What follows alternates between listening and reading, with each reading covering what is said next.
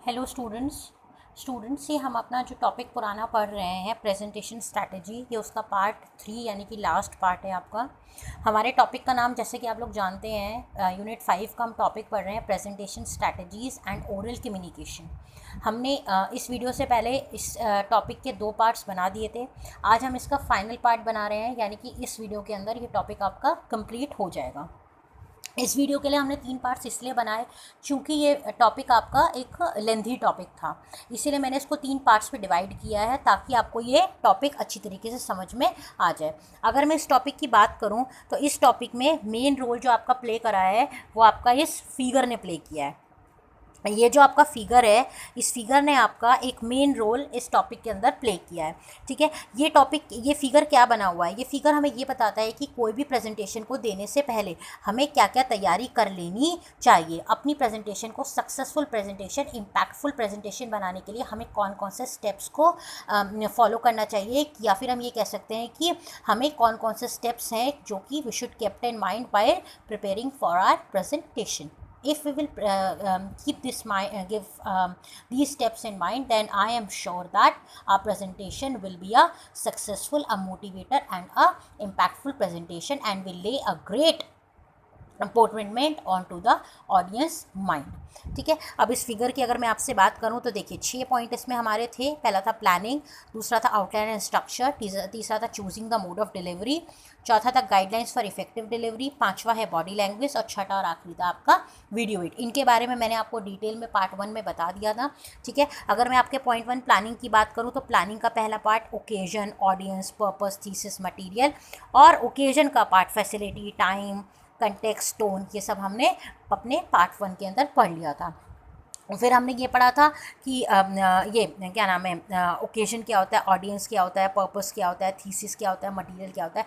ये सब चीज़ें हमने अपनी पार्ट 2 के अंदर डिटेल में पढ़ ली थी। आज हम क्या करेंगे, ये जो बाकी के लेफ्ट ओवर पार्ट्स हैं, यानी कि outline and structure, choosing the mode of delivery, guidelines, body language और विजुअल एड्स, इनके बारे में हम और आप बात करेंगे। ठीक है, सबसे पहले हम स्टार्ट करते हैं अपने पॉइंट नंबर 2 से। पॉइंट नंबर 1 हमारा प्लानिंग पूरा हो चुका है।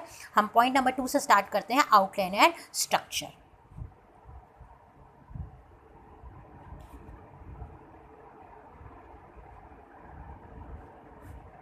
अगर मैं आपसे आउटलाइन एंड स्ट्रक्चर की बात करूं तो आउटलाइन एंड स्ट्रक्चर का मतलब क्या होता है? आउटलाइन और स्ट्रक्चर का मतलब होता है किसी भी चीज़ की रूपरेखा बनाना। आउटलाइन का मतलब होता है किसी चीज़ की रूपरेखा बनाना, स्ट्रक्चर का मतलब होता है किसी चीज़ का ढांचा बनाना।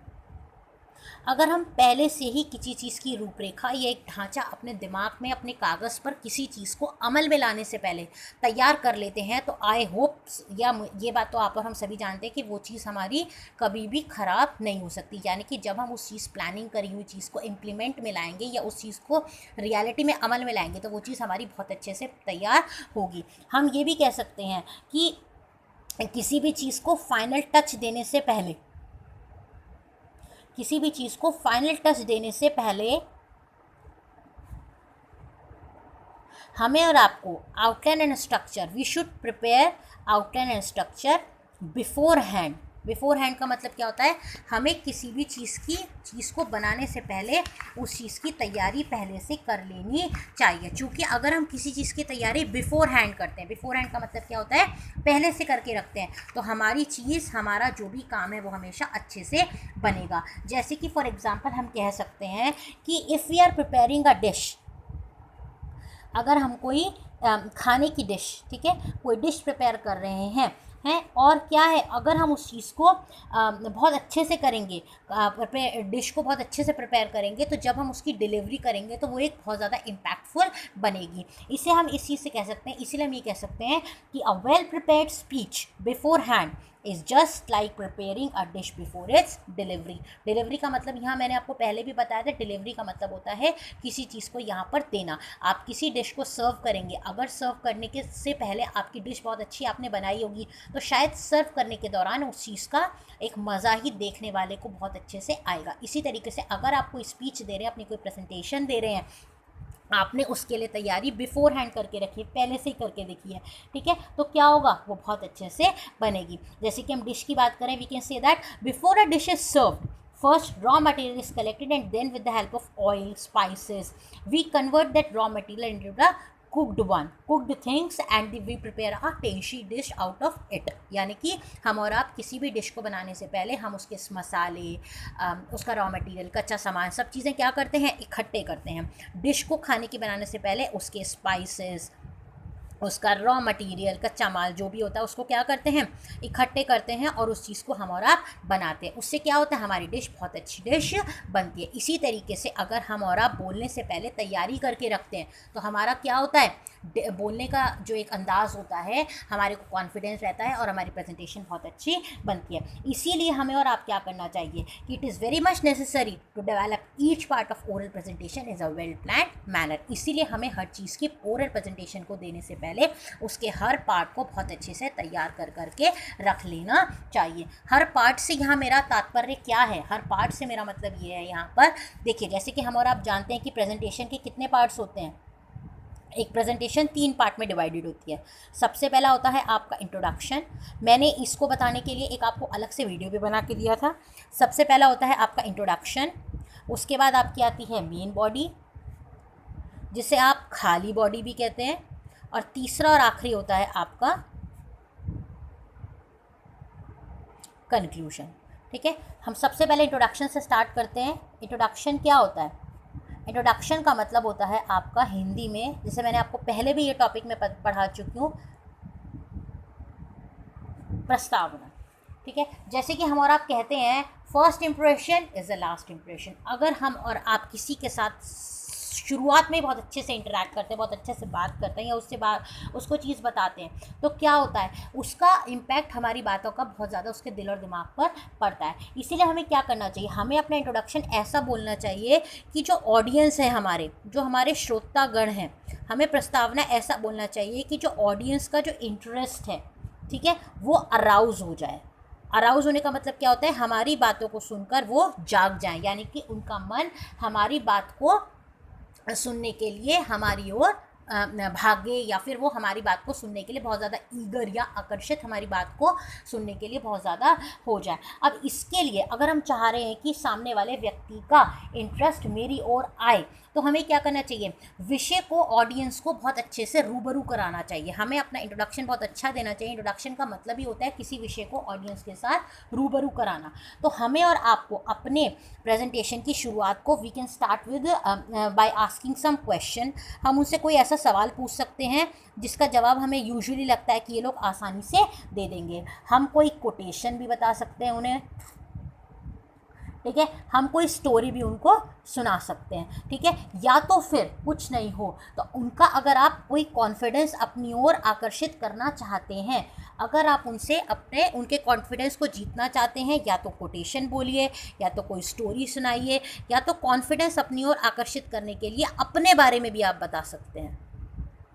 अपने बारे का मतलब क्या हुआ, मान लीजिए कि आप बहुत हाई फाई पर्सनैलिटी हैं, आप ऐसे प्रोफेशन में हैं, या आप ऐसे प्रोफेशन में हैं, या हम ये कह सकते हैं कि आपकी क्वालिफ़िकेशन बहुत अच्छी है, यानी कि आपकी क्वालिफ़िकेशन ऐसी है कि अगर कोई आपके बारे में सुन लेगा तो तुरंत उसकी आंखें खड़ी हो जाएंगी, यानी कि उसकी आंखें फैल जाएंगी या आपकी ओर वो आकर्षित हो जाएगा। जैसे माइट भी हम कह सकते हैं that my name is ABC and I am from IIT BHU, तो एकदम से होगा अच्छा IIT से आया है बंदा, तो जो बंदा आपकी बात सुनने के लिए तैयार भी नहीं होगा वो क्या होगा, आपकी ओर आकर्षित हो जाएगा।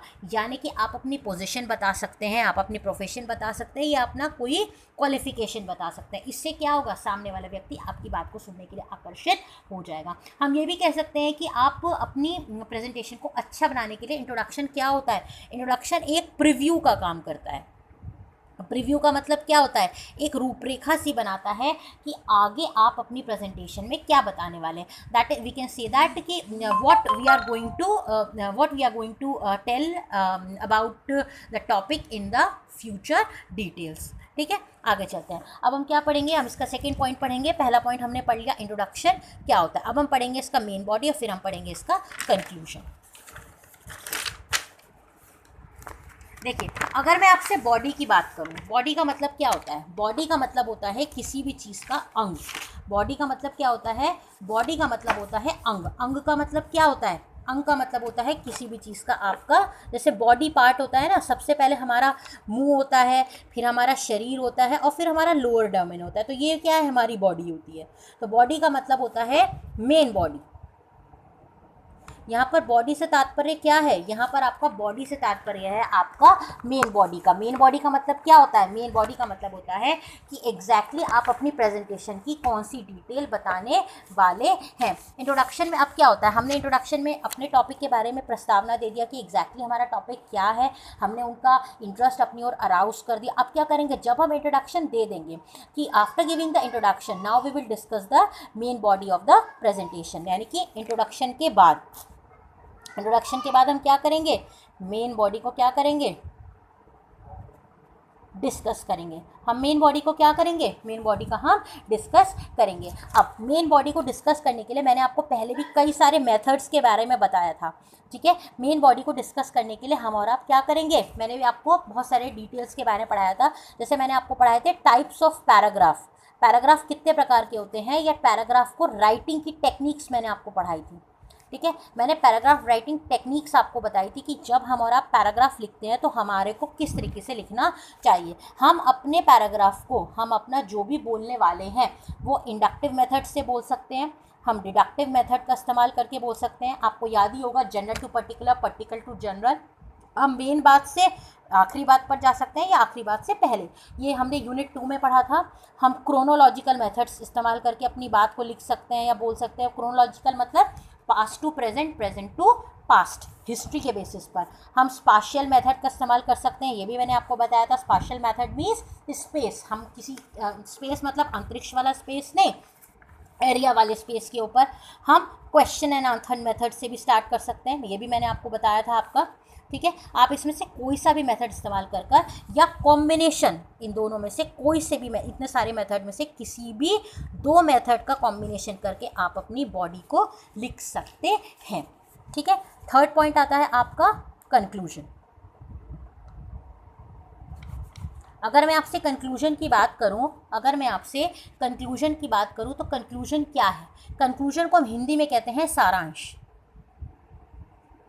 कंक्लूजन को हम हिंदी में क्या कहते हैं, सारांश, ठीक है। सारांश मतलब क्या होता है, एंड करना, यानी कि आपकी समरी, जो भी बात आपने कही इंट्रोडक्शन में और डिटेल में आपने उसको मेन बॉडी में एक्सप्लेन करा, अब आप क्या कहेंगे, उसकी समरी लिखेंगे। समरी क्या होती है, समरी बहुत इंपॉर्टेंट चीज़ होती है, क्योंकि यहाँ पे हम और आप क्या करेंगे, जो भी हमारा कोर आइडिया था, यानी कि जो भी हमारा मेन पॉइंट था, यहाँ पर हम उसको क्या करेंगे, हम उसका रिकैप देंगे, हम उसको एक बार पुनः दोहराएंगे, लेकिन शॉर्ट में, यानी कि ब्रेविटी मेंटेन करके, यानी कि हम यहाँ पर मैक्सिमम इन्फॉर्मेशन देंगे बट मिनिमम वर्ड्स में। सिर्फ इसलिए हम उसको यहाँ पर कुछ बता नहीं रहे हैं, हम सिर्फ उसको ये बता रहे हैं जो जो चीज़ें हम उसको पहले से एक ऑडियंस को पहले बता चुके हैं। हमारी जो एंडिंग होनी चाहिए वो मेन बॉडी और इंट्रोडक्शन के कंपैरिजन में सबसे छोटी होनी चाहिए, यानी कि हमें बहुत कम शब्दों में अपनी बात का समापन करना चाहिए। माइंडेड जब हम अपना एंडिंग कर रहे होते हैं तो हमें और आपको अपनी पूरी बात का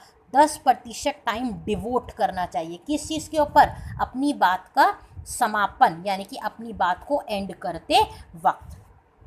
नेक्स्ट है आपको जब आप मतलब किसी चीज़ को सम अप कर रहे हो, किसी चीज़ की एंडिंग कर रहे हो, तो आपको सम अप करते समय कोई भी न्यू आइडिया या कोई नई बात का इंट्रोडक्शन या जिक्र, इंट्रोडक्शन कह लीजिए या जिक्र कह लीजिए, क्या होता है, नहीं करना चाहिए। आई होप ये बात आपको समझ में आ गई होगी।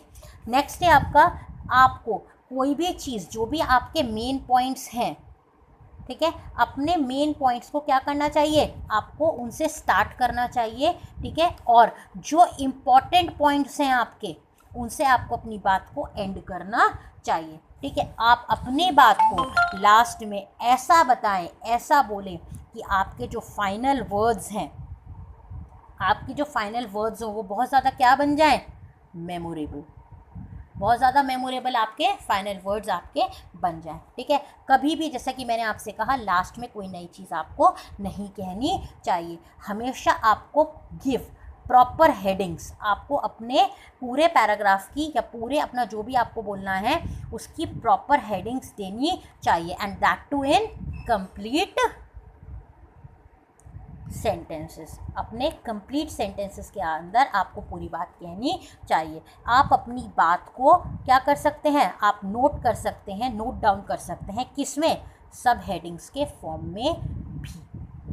ठीक है, आप अपनी बात को सब हेडिंग के फॉर्म में भी नोट डाउन कर सकते हैं। ठीक है, अब देखिए आपका सेकंड पॉइंट भी पूरा हो जाता है।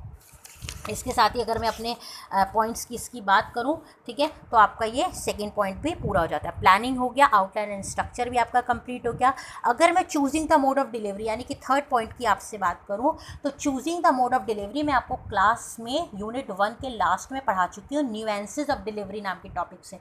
लेकिन मैं आपको उसका भी टॉपिक का एक बार वीडियो ज़रूर बना के नेक्स्ट वीक, मैं आपको नेक्स्ट वीक इस टॉपिक का वीडियो बना के दे दूँगी। मैंने इसीलिए कहा कि आपका टॉपिक कंप्लीट हो गया क्योंकि ये टॉपिक में ऑलरेडी आप प्रेजेंटेशन खत्म हो गया, क्योंकि ये टॉपिक मैं आपको पहले बता चुकी हूँ। ठीक है, अगर मैं गाइडलाइंस की बात करूँ तो जब मैं आपको ये पढ़ाऊँगी इसी के साथ मैं इंक्लूड अप कर दूँगी गाइडलाइंस नाम का टॉपिक भी। ठीक है, अगर मैं आपसे बॉडी लैंग्वेज की बात करूँ तो काइनेसिस नाम का टॉपिक भी मैं आपको पहले से पढ़ा चुकी हूँ। अगर मैं वॉइस की बात करूँ तो अभी लेटेस्ट मैंने आपको पैरालिंग्विस्टिक फीचर्स या फिर वॉइस डायनेमिक्स का टॉपिक भी आपको पढ़ा दिया है। लास्ट है आपका विजुअल एड्स क्या होते हैं। जब मैं आपको चूजिंग मोड ऑफ डिलीवरी और गाइडलाइंस फॉर इफेक्टिव डिलीवरी बताऊंगी, उसी के साथ मैं आपको इसका लास्ट पॉइंट विजुअल एड भी बता दूंगी। ठीक है, उसी का मैं आपको विजुअल एड का लास्ट पॉइंट भी बता दूंगी। आई होप आपको ये चीज़ अब क्लियर हो गई होंगी। ठीक है, नेक्स्ट वीक जो हम वीडियो देखेंगे उसमें हमारा गाइडलाइंस, ठीक है, और विजुअल एड्स के बारे में एक बार देख लेंगे। और ये हम पहले से पढ़ ही चुके हैं, ये हम पढ़ चुके हैं। ठीक है, तो क्या करेंगे हम और आप इस चीज़ का एक बार वीडियो फॉर्म में इसको ज़रूर देख लेंगे। Thank you.